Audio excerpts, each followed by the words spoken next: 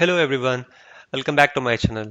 Today in this video, we will see how to insert a table in Microsoft Excel for the list of data that we have. So I'll open the software. As I need some data, I'll open a previously saved file, that is this one here, and we have the data. So what you see here is just a list of data. Okay, even though you can use the border options and make it look like a table, it is not the actual table, because the actual table feature lets you to organize the data much better. So we'll see that in a minute. And to say about the table feature, it is available here under the home tab in the styles panel over here, this one. And also you can go to the insert tab here and click on the table from the tables panel here. Got it? And also you can make use of the shortcut control key plus T from the keyboard. Got it, right? So before you can insert a table, there is a small procedure, that is you have to search for any missing column or row in the list of data. So in this case, I can actually search for it, but if the list is too big, you can't manually search it. It will take so much time. So what you can do is place your cursor somewhere inside the list of data like this.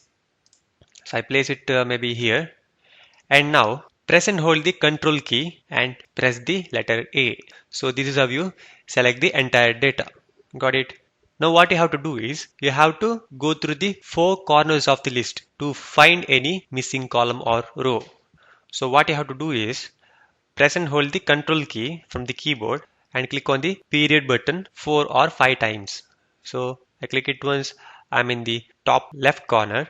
I press the period button again, I'm in the top right corner now, and I press the period button again and I come to the bottom right corner, and I press the period button again and I come to the bottom left corner and click on the period button again to come back to the top left corner.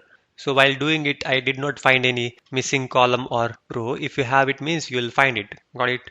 So this is how you search for any missing column or row. So now the list is perfect. I can now insert a table. So now I click on the table here, and you will see a dialog box like this where you can see the range of cells. You don't have to change it. It is proper. You can check this box if your list of data has headers like mine. Got it? If you don't have it, means we can uncheck this. Now click on OK. So this is how a Excel table looks like. Got it? You can in fact modify the table or customize the table. See, when I place my cursor somewhere inside the table, see, I see this contextual toolbar called as design to customize the table.